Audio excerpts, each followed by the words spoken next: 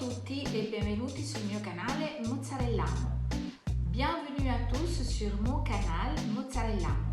Aujourd'hui, je ferai un gâteau qui s'appelle le gâteau des anges. Voici les ingrédients.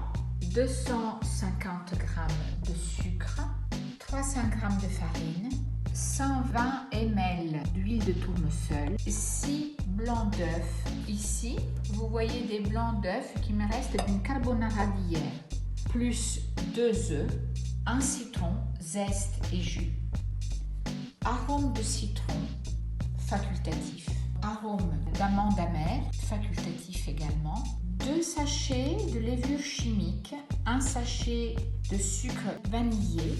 Moi, j'utilise ce produit qui s'appelle Cremor Tartaro et c'est en réalité une levure obtenue du raisin. Et à l'intérieur, il y a déjà de la vanille, de l'arôme de vanille. Vous aurez besoin également de 5 g de sucre glace avec quelques gouttes de jus de citron pour le glaçage. Nous allons avoir des blancs d'œufs et nous allons rajouter dans ces blancs d'œufs, nous allons rajouter encore 2 blancs. Ici j'en ai 6. Je vais rajouter encore des blancs et je vais réserver les jaunes que je rajouterai dans la farine, que je mettrai dans la préparation avec la farine. Pour ajouter toujours une petite pincée de sel dans toutes vos préparations sucrées parce que ça relève le goût. Et puis maintenant, nous passons à monter les blancs en neige.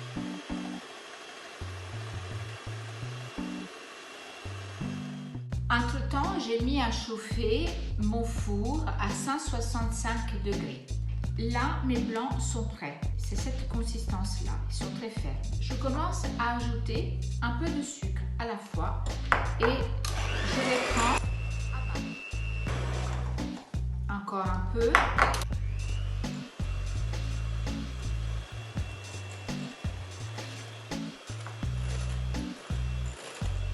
Vous commencez à voir que ça commence à devenir translucide. Regardez la belle couleur. C'est brillant. Voilà, c'est ça la consistance pour faire la meringue italienne. Donc on va encore battre jusqu'à terminer tout notre sucre. Ce que j'ai fait, je récapitule. J'ai monté tout simplement les blancs d'œufs en neige et j'ai incorporé mes 300 g de sucre. Regardez la consistance. Ça fait des petits pics, vous voyez, et c'est très solide et translucide. Vous voyez la belle couleur. Voilà, ça c'est la bonne consistance pour faire une meringue italienne.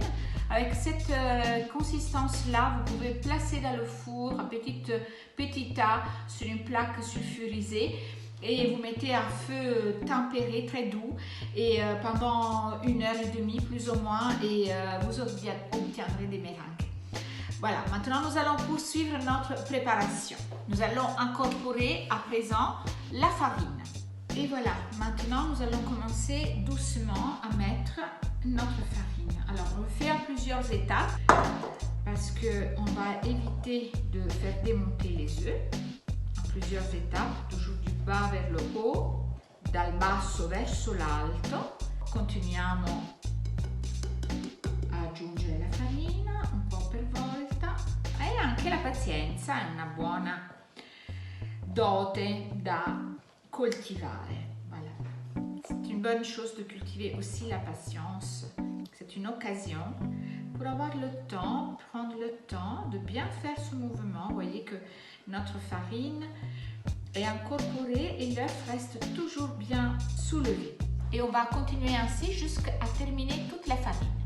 Voilà où nous en sommes. Je vais m'ajouter maintenant les 2 jaunes d'œufs que j'avais mis de côté tout à l'heure. Et là aussi, je continue toujours de faire ce travail d'un bas vers le haut. Cette préparation commence à prendre une petite coloration.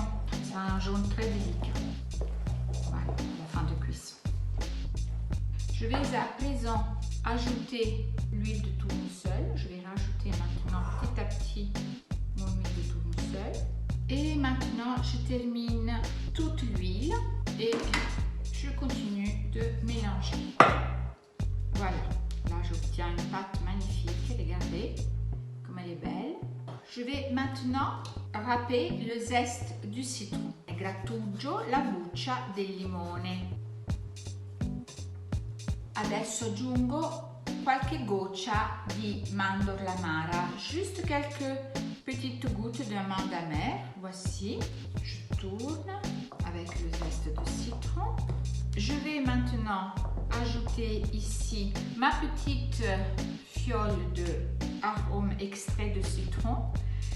Vous pouvez aussi ne pas l'ajouter si cela ne vous correspond pas ou si vous ne les trouvez pas.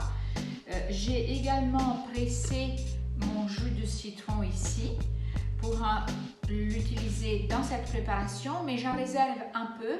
Cela me servira pour le glaçage. Donc, je rajoute également un petit peu de jus de citron ici. Le restant, je le garde pour faire le glaçage qui va suivre. Et maintenant, je peux également ajouter mon sachet de levure. Alors, j'ai mis dans un verre environ 200 ml d'eau. Je vais maintenant dissoudre dans cette eau ma levure. J'utilise celle-ci.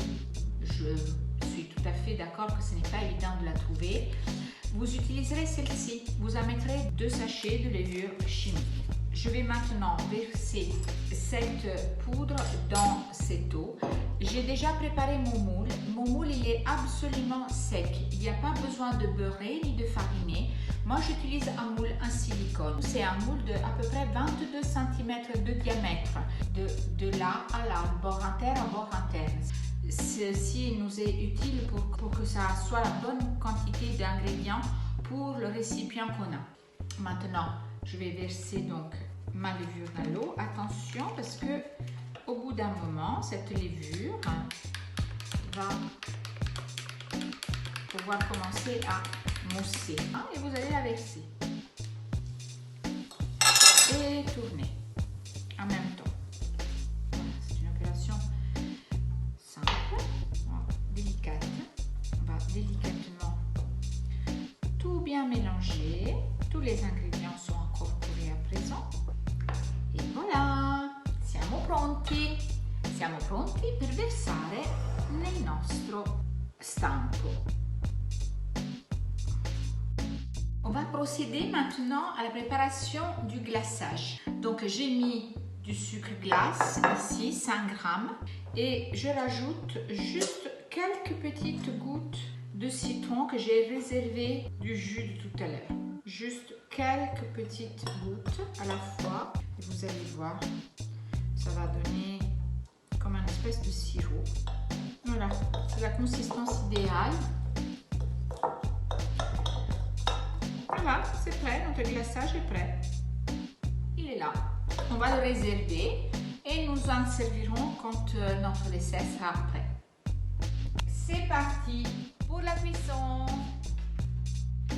Le voilà, à peine sorti du four. Je vais maintenant le laisser reposer, mais en le retournant.